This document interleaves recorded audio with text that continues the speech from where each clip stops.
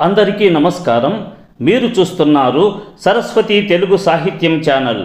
మీరు తొలిసారి మా ఛానల్ని చూస్తున్నట్లయితే వెంటనే సబ్స్క్రైబ్ చేయండి. ప్రక్కనే ఉన్న గంట సింబల్ని నొక్కండి. తద్వారా మేము చేసే కొత్త వీడియోలు మీకు నోటిఫికేషన్ రూపంలో రావడం జరుగుతుంది. ఈ వీడియోలో నేను జాసువా గారి గబ్బిలము కావ్యము 2వ భాగములోని 81 నుండి 90 పద్యాలను మీకు వివరించబోతున్నాను. అనగుండశ్రుమసి జలంబున వివేకానంద సన్యాసి వ్రాసిన వ్రాతల్ తడియారలేదిపుడు ప్రాచీనంబుట జ్ఞాన బంధన విఛేదమునర్చి ఏ గనుడు విద్యాభిక్ష కావించి పచ్చని బంగారము వంటి మా భరత సంసారంబు నెగ్గించునో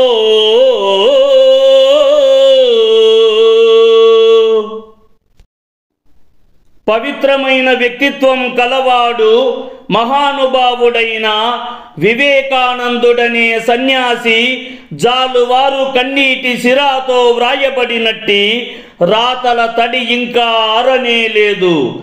ఇప్పుడు పురాతన కాలపు భావనలని అజ్ఞానమనటి బంధనాలను తెగగొట్టునట్లు చేసి ఏ మహానుభావుడు విద్యను దానం చేసి పచ్చనైన బంగారము లాంటి మా సువిశాల భారతదేశాన్ని బాగు చేయునో కదా. గాలింతూలెడు శుష్క దేహములతో కాసాయ వస్త్రాలతో శూలంబుల్ సొరకాయ బుర్రలు జటాజూటంబులుం దాల్చి ఆమూలాగ్రంబుగ భ్రష్టులై తిరుగుబాబుల్ దొడ్డ గంజాయి బాయిలున్నారెదురైన వారే మునిపక్షి కుక్షి రక్షాపరుల్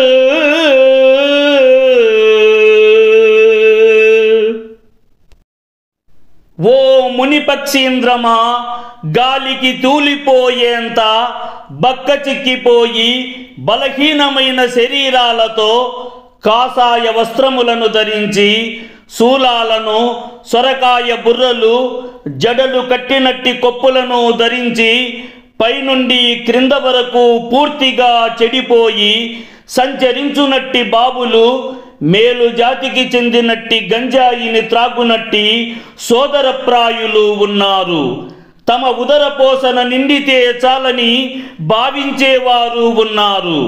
ఓ గబ్బిలమా, అట్టివారు నీకేమైనా ఎదురుపడ్డారా? జపమో ధ్యానమో అభ్యసించి యతివేశంబూని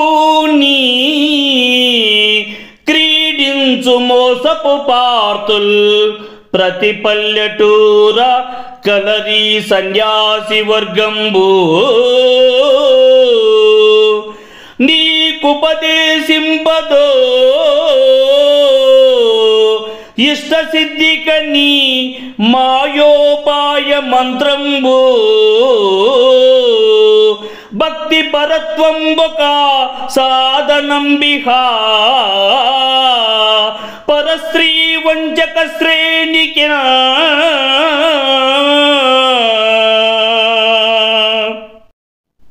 జపము ధ్యానములో నిమగ్నమై ఆశాంతము ధ్యానమును నేర్చుకొని కాషాయ వస్త్రాలతో సన్యాసి వేషము ధరించి మోసాలు చేయునట్టి మోసపూరితమైన అర్జునులు ప్రతి పల్లెటూర్లలో ఉన్నారు.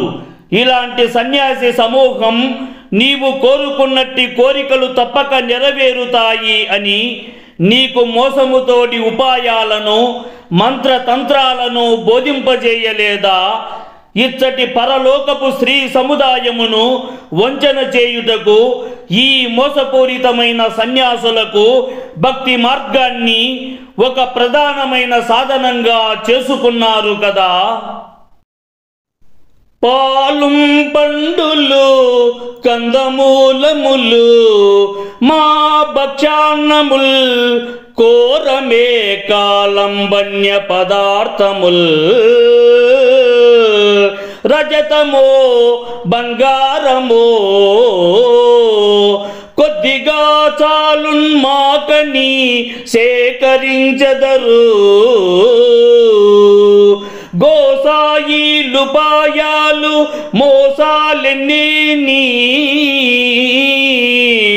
నిరంతరాయముగా రాజ్యం బేలు నేడెల్లెడా.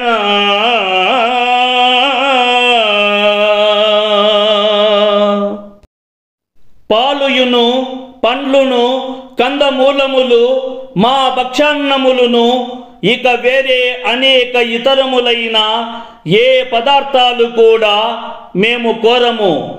కొద్దిగా వెండియో బంగారమునో ఏ కొద్దిగా ఉన్నప్పటికీ అవి ఏమో సరిపోవును అని అంటూ గోసాయిలు అటువంటి వాటినన్నీయు సేకరించెదరు. నేడు ఎన్ని విధాలైన మోసాలు ఏ మాత్రము అడ్డు ఆపుయును లేక నిరాటంకంగా రాజ్యమేలుతున్నాయి కదమ్మా. వృత్తుల్ సర్వము త్రుప్పు వట్టి తనగా భిక్షాటనంబుల్ జగావృతుల్గా పలు జాతులై నిలువ దుర్భిక్షంబు రాకుండునే.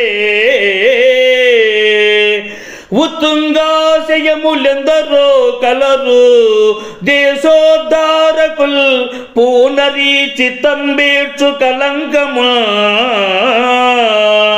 తుడిచి సుశ్రీ నేలకు కోర్పగా.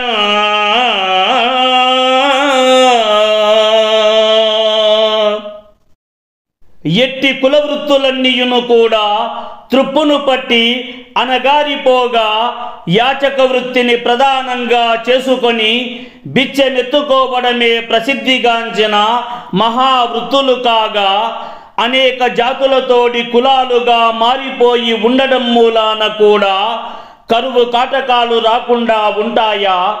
ఉవ్వెత్తున ఎగిసిపడే ఎంతో మంది మహా ఆశయం కలవారు ఎంతో మంది కలరు. హృదయాన్ని దహించి వేయునట్టి మచ్చను తుడిచివేసి మంచి సంపదలు ఈ సువిశాలమైన ధరణిలో ఏర్పరచుకోవడానికి ఏ మాత్రము పూనుకోరు కదా. ఎన్ని సుక్షేత్రములు సారమిగిరిపోయి ముండ్ల తుప్పల బంజరు భూములయ్యే దృఢతరంబైన ఎంతెంత దేహశక్తి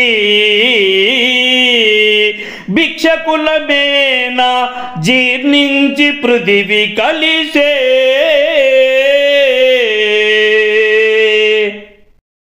ఎన్నెన్నో సారవంతమైన భూములు నిస్సారమైపోయి ముండ్ల పొదలతో బీడు నేలలుగా మారిపోయినాయి. దృఢమైన దేహబలము యాచించునట్టి బిచ్చగాళ్ళ శరీరాలు ఏ మాత్రము పనికిరాని విధంగా పూర్తిగా పాడైపోయి పుడమి తల్లిలో కలసిపోయినాయి కదా. పదవుల పీటలెక్కి అనువారములంచపు పాడి బర్రెలం పిదికి గడించి కార్మికుల పేదల చెమ్మట తెచ్చి కాన్కలిచ్చెదరు. పరోపజీవులు విచిత్రపు భక్తులు వేషధార్లు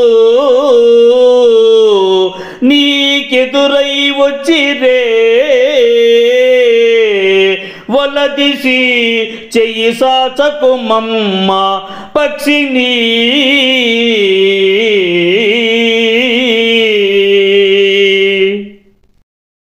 ఓ పక్షిని, పదవులని పీటలను అధిరోహించి ప్రతి వారము లంచమును ఇచ్చునట్టి పాలను ఇచ్చునట్టి బర్రెలను పిండి ఆర్జించినట్టి అవిశ్రాంతంగా పనిచేయునట్టి కార్మికుల పేదల యొక్క చెమటను తెచ్చి కానుకలుగా ఇచ్చెదరు.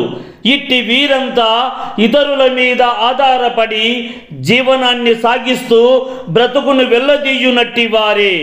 విచిత్రమైనట్టి భక్తులు, అనేక వేషాలను ధరించునట్టి వారు నీకేమైనా తటస్థపడ్డారా? అటువంటి వారి దగ్గర నీవేమాత్రము చేయిని చాపకమ్మా. నరుని కష్టపెట్టి నారాయణుని కొల్చు ధర్మశీలురున్న ధరణి మీద కాలు మోపలేక గబ్బిలమొక్కటే చరణయుగలి దివికి సాచి నడచు. మానవుని కష్టానికి గురి చేసి ఆ నారాయణుని కొలిచేటట్టి ధర్మాత్ములు ఉన్నట్టి ఈ ధరణి మీద కాలు మోపడం ఏమాత్రమును మనస్కరించక ఒక్క గబ్బిలమే తన యొక్క 2 పాదాలను అనంత ఆకాశం వైపు చాపి నడకను సాగిస్తుంది. పూజారి బోసానమును కాపలాకాయు చిల్లరి వేల్పులా సేవ చేసి గొర్రెపోతుల నల్ల జుర్రి గర్రున త్రేచు కరకు సత్తులకు జాతరలు సల్పి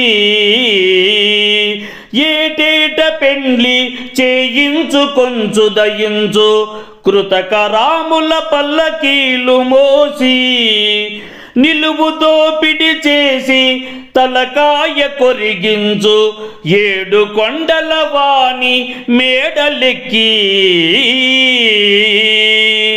అంబుదీసుని కళ్యాణులని తలంచి ముంచు గంగమ్మలకు డబ్బు పోసి పోసి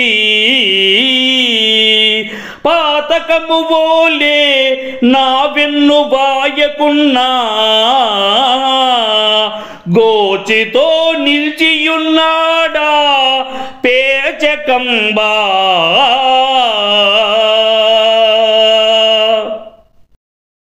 ఓ గబ్బిలమా, పూజారి యొక్క హుండీని కాపలా కాయునట్టి చిల్లర దేవుళ్లకు సేవను చేసి గొర్రెల యొక్క రక్తధారలను జుర్రుకొని తేంచునట్టి కఠినమైన శివుని యొక్క సత్తులకు జాతరలు నిర్వహించి ప్రతి ఏడాది వివాహాలను చేయించుకొనుచు పుట్టే అసహజమైనట్టి రాముల పల్లకీలను మోస్తూ నిలువు దోపిడీని చేసి తల నీలాలను సమర్పింపజేసుకొనున్నట్టి 7 కొండల వెంకటేశ్వర స్వామి మెట్లను ఎక్కి విశాల సాగరపు సతులని అనుకొని ముంచి వేయునట్టి నదులకు ధనమును ఇచ్చివేసి మహాపాపములాగా నా వెన్నును వదలకుండా ఉన్నచో నేను గోచితో నిలబడిపోయి ఉంటిని. గుర్రాలకు రెక్కలు గల వెర్రియుగాల్ దాటిపోయే విజ్ఞానంబుల్ బుర్రగల గాంధీ యుగమిది కర్రలు ఖడ్గంబులేలా కాలేవు ప్రజన.